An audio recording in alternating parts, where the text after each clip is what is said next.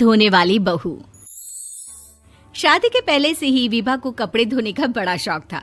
कभी नल के नीचे तो कभी तालाब के पास। अरे मेरी नीली वाली लुंगी नहीं दिख रही है।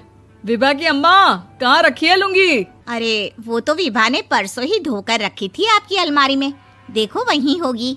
वो ना मैंने आज धो दी, मुझे लगा कि गंदी हो गई होगी। अरे कैसे गंदी हो गई थी? उसे तो मैंने पहना भी नहीं। हे भगवान, इस लड़की के कपड़े धोने की आदत से परेशान हो गया हूँ मैं। जितना तो घर में राशन नहीं आता, उससे कहीं ज्यादा डिटर्जेंट पाउडर का खर्चा है।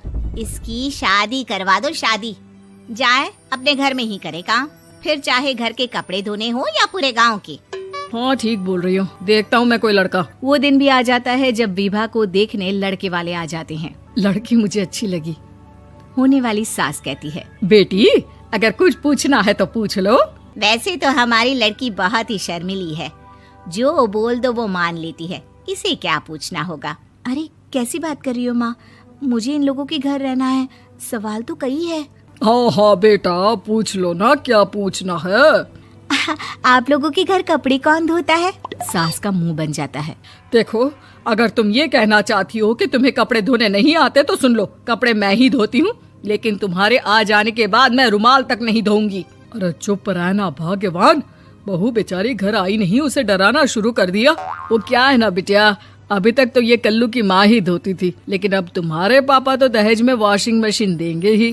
तभी विभा की माँ बोल पड़ती है, सवाल भी पूछा तो क्या। वैसे भाई साहब, मशीन की तो फिर भी कपड़े धोने की कैपेसिटी होती है। मतलब जो बिटिया दे रहे हैं ना विभा, इसे कपड़े धोने का बहुत शौक है। ये आप लोगों के क्या, आस पड़ोस गांव मोहल्ले सबके कपड़े धो दे और उफ तक ना करे। बाहर देखा नहीं आपने कितने कपड़े सूख रहे हैं? सब हमारी बिटिया ने ही तो धोए हैं। बस भी करो ना माँ, शर्म आ रही इतनी तारीफ सुनकर। और तो और एक दाग निकाल कर दिखाओ तो मान जाओ। हाँ अच्छा, माफ करना बेटा, मैंने गलत समझा।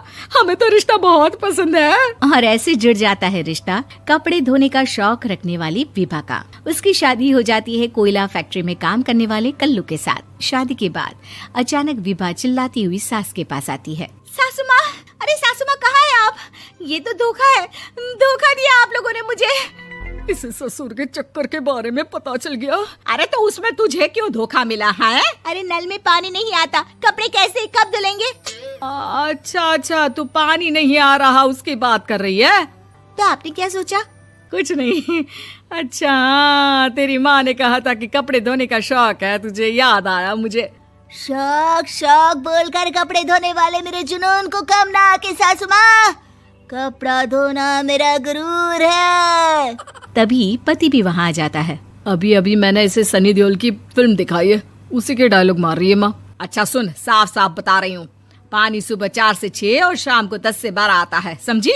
विभा टाइमिंग सुनकर हैरान हो जाती है। ये क्या भूतों का मोहल्ला है? सुबह 4 बजे उठकर कौन कपड़े धोता है? 4 बजे टंकी में पानी जाता है, फिर सारा दिन धोना ना, किसने मना किया?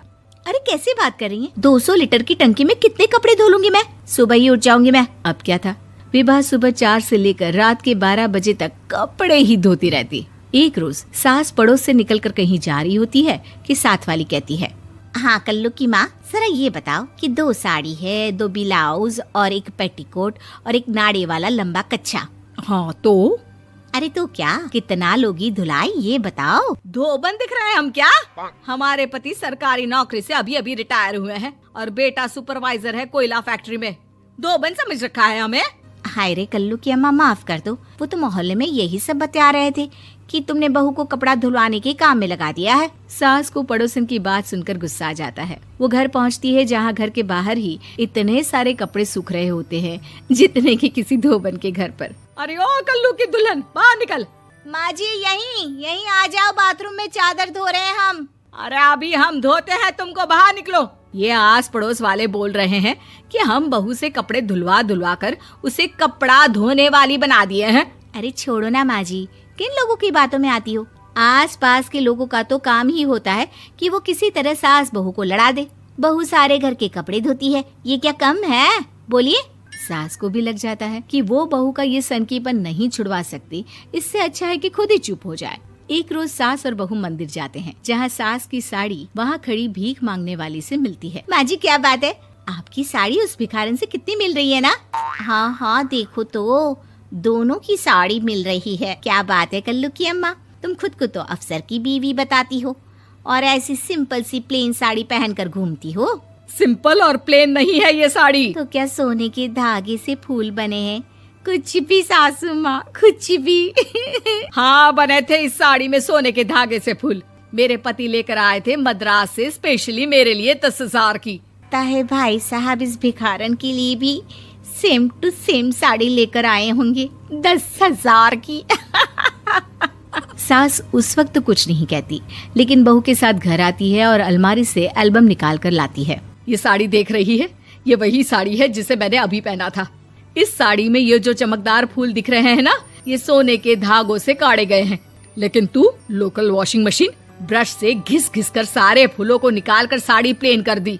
मुझे माफ कर दीजिए सासू माँ। और तो और, जब मैंने तुझे तेरी गलती के लिए कुछ नहीं कहा, लेकिन तूने तो सबके सामने मेरा मजाक ही बना दिया। क्यों? बहू को समझ में आ जाता है कि अब से उसका कपड़े धोना बंद।